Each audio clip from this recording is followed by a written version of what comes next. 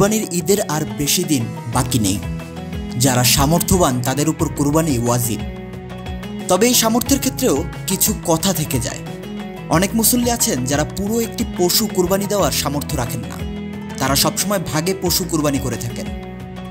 অনেক সময় পরিবারের সব ভাই বোন মিলে বা এলাকার কয়েকজন মিলে একটি পশু কিনে থাকেন কোরবানির জন্য।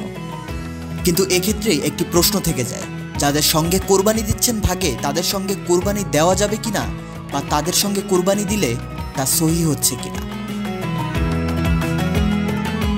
এই ভাগে বা শরীকে কোরবানি করার ব্যাপারে ইসলামে সুনির্দিষ্ট বিধান রয়েছে। বিধানে বলা হয়েছে, ছাগল, ভেড়া ও দুম্বা দ্বারা শুধু একজনই কোরবানি দিতে পারবে।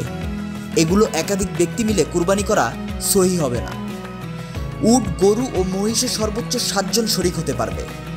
7-এর অধিক শরিক হলে কারো কোরবানি সহি হবে না। এ সম্পর্কে হযরত জাবের রাদিয়াল্লাহু আনহু বর্ণিত হাদিস থেকে জানা যায়, আমরা রাসূলুল্লাহ সাল্লাল্লাহু আলাইহি সাল্লামের সঙ্গে হজ করেছিলাম। তখন আমরা 7 জন একটি উট এবং একটি গরুতে শরিক হয়ে কোরবানি করেছি। উট, গরু ও মহিষ 7 ভাগে বা 7-এর কমে যে কোনো সংখ্যা, যেমন 2, 3, 4, 5 ও 6 ভাগে কোরবানি করা জায়েজ। এখন কত ভাগে দেওয়া যাবে সেটার যেমন বিধান রয়েছে, তেমনি কাদের সঙ্গে কোরবানি শরীকে দেওয়া যাবে সে কথাও বলা হয়েছে ইসলামে। অংশীদারদের কেউ যদি আল্লাহর হুকুম পালনের উদ্দেশ্যে কোরবানি না করে, শুধু গোশত খাওয়ার নিয়তে কোরবানি করে, তাহলে তার কোরবানি শুদ্ধ হবে না। এমনকি তাকে কেউ অংশীজন বানালে তাদের কোরবানিও শুদ্ধ হবে না।